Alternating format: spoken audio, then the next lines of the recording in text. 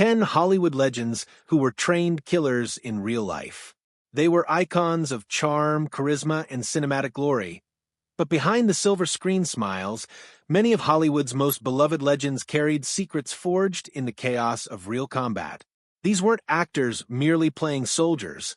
They were men who had stared death in the face, who had fought, killed, and survived, only to return to an industry that demanded they look glamorous while hiding the ghosts that followed them.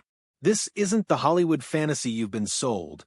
This is the hidden truth behind 10 legendary actors who lived as real-life warriors, killers trained by the military, molded by battle, and scarred by war. If this kind of story touches your heart, if you're someone who cares about truth, responsibility, and speaking up for the voiceless, please like this video, subscribe to our channel, and share it with someone who should hear it. Let's get started. 10. Lee Marvin, the Reluctant Warrior. Before Lee Marvin became the gravel-voiced tough guy who commanded the screen in The Dirty Dozen and Point Blank, he was a real-life Marine who stormed the beaches of Saipan during World War II. At just 18 years old, Marvin found himself in the blood-soaked chaos of the Pacific. He wasn't acting when he crawled through sand under machine gun fire. He was living it. He was shot in the backside by a Japanese sniper, his sciatic nerve shattered, and nearly died before medics dragged him to safety. The experience didn't make him boastful, it made him haunted. Marvin often downplayed his heroism, saying only that he was a lucky Marine. But that steely, emotionless stare that made him so believable on screen, it came from real trauma, real violence, and real survival. When audiences later called him the ultimate Hollywood tough guy, they didn't realize they were watching the genuine article. 9. Charles Bronson, the Silent Avenger. Charles Bronson's screen persona, the quiet man who lets his gun do the talking, wasn't just cinematic myth. It was an echo of the young coal miner from Pennsylvania who traded a pickaxe for a machine gun. Born into poverty as the 11th of 15 children, Bronson grew up with calloused hands and a hunger for survival. During World War II, he joined the U.S. Army Air Forces and served as a B-29 tail gunner. His position, sitting alone at the back of a bomber, was one of the most dangerous jobs in the air. Bronson flew 25 missions over Japan. Imagine being 20,000 feet up, encased in metal, staring through the gun sight while enemy fighters swarmed toward you. He received a Purple Heart for wounds sustained during those missions, and the quiet intensity that marked his later career came directly from those long hours facing death. When you see Bronson's stoic expression in Death Wish, know this. That calm came from a man who'd already lived through hell. 8. Jimmy Stewart, the hero who hated the spotlight. Jimmy Stewart may be remembered as the gentle, stammering everyman of classic cinema, but in The Skies Over Nazi Germany, he was something else entirely, a leader, a killer, and a survivor. When the U.S. entered World War II, Stewart didn't just lend his name to the cause, he insisted on fighting. Despite his fame, he refused cushy propaganda assignments. He trained as a bomber pilot and flew more than 20 combat missions over Europe, facing anti-aircraft fire and enemy fighters that shredded planes and crews in seconds. By war's end, Stewart had been promoted to colonel and awarded the Distinguished Flying Cross twice. But the experience changed him.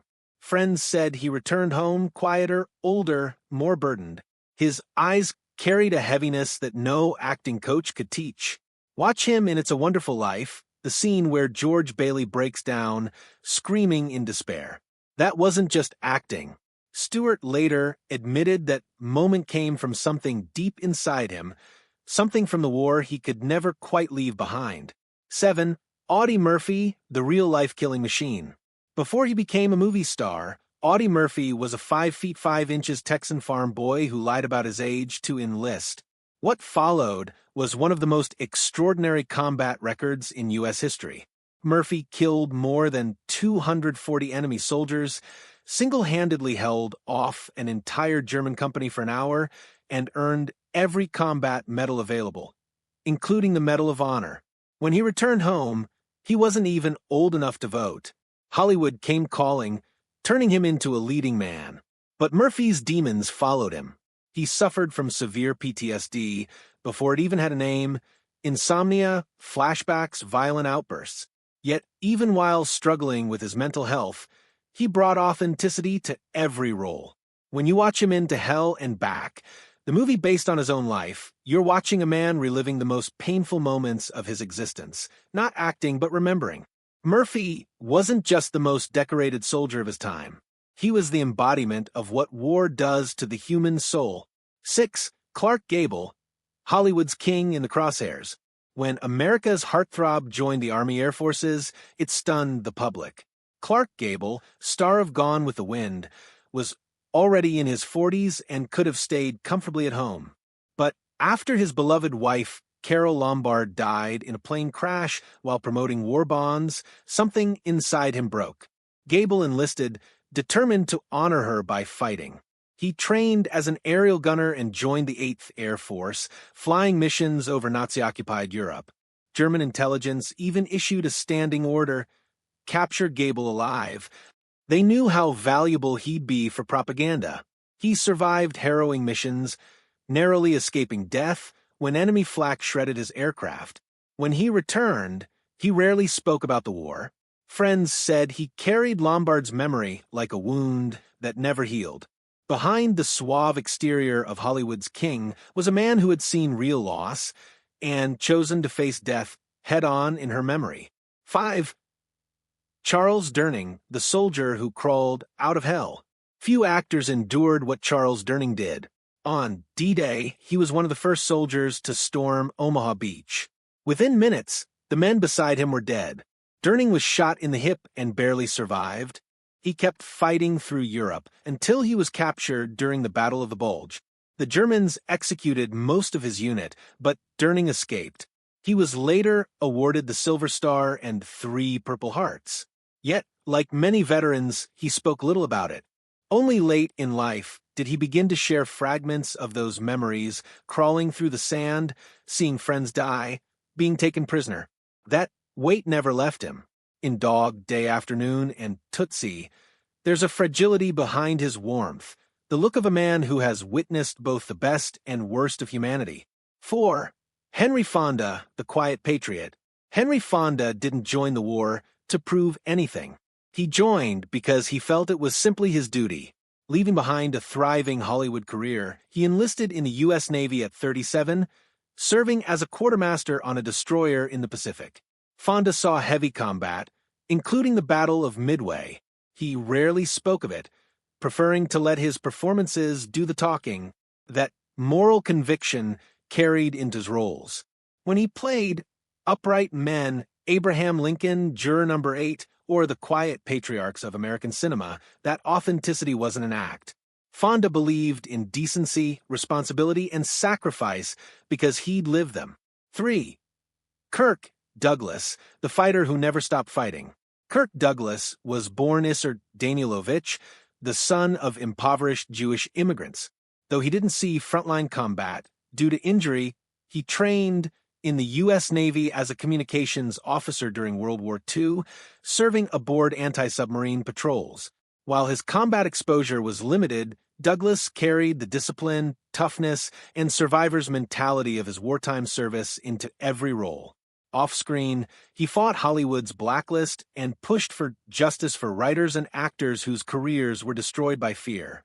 Douglas's real fight wasn't against enemy soldiers, it was against hypocrisy and tyranny at home. In every sense, he was still the warrior he had trained to be. 2. James Arness, the giant who walked through fire. Before becoming the towering Marshal Matt Dillon on Gunsmoke, James Arness was a real-life soldier who quite literally walked through fire. Standing 6'7", Arness served as an infantryman in World War II and was among the troops landing on Anzio Beach in Italy. Moments after stepping off the landing craft, he was hit by German machine gun fire, taking multiple bullets in his leg. He was evacuated and spent over a year recovering from the wounds that would leave him with a lifelong limp. The stoic strength he showed on screen was no act. It was the resilience of a man who had faced death and decided to keep walking. 1. Ernest Borgnine, the Eternal Sailor. Before his Oscar-winning Turn and Marty, Ernest Borgnine spent 10 years in the U.S. Navy, serving during both World War II and the Korean War. Borgnine enlisted right after high school and served aboard a destroyer escorting convoys across the Atlantic. Life at sea was grueling. Constant threat of submarines, sleepless nights, freezing winds. But Borgnine loved the camaraderie, the discipline, the sense of purpose. When the war ended, he didn't know what to do with himself. He said, "I was looking for adventure, and the Navy gave me more than I could have dreamed of."